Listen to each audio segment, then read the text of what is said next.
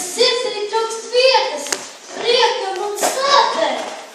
Mana dzimtene, daudziem nekas, tik tukša un svešāda skaņa.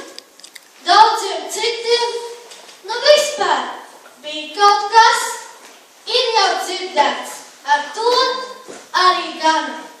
Mazai saujai ļauži, tās ir mājas un vienīgā vieta uz zemes, kur tie var sajusties, kas savās mājās, kur pārdzīvot prieku vai sāpes.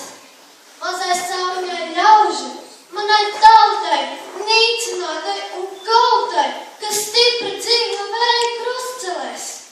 Miljoniem latviešu, vai apmēram tā? Kas tas ir? Viena saujiņa sīka, lielo tautu bezmēra, apmērā, bet gana sīksta un gana stipra. Šaurajā zemes pleķītī iesējusies, sobiem nagiem zemītē ieķērusies, ar muguru jūrā balstoties. Tā dzīvo, jo nav tai, kur atkāpties. Mana dzimtene tik sīka un maza, un mana tauta, saujiņa ļauža. Mana dzimtene tik liela un plaša, un mana tauta miljoniem latviešu.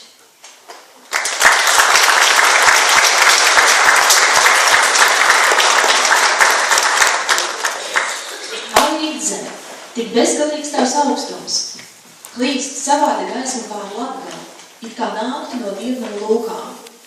Zemgala, dieva plācenes, pa gabalam lauzot godi, bet kur zeme, gudri kā jūra duļ, pāri zelta gundagām, bruņķi sērkam plīd. Te ir tava dzimtene, smilšainais krasts.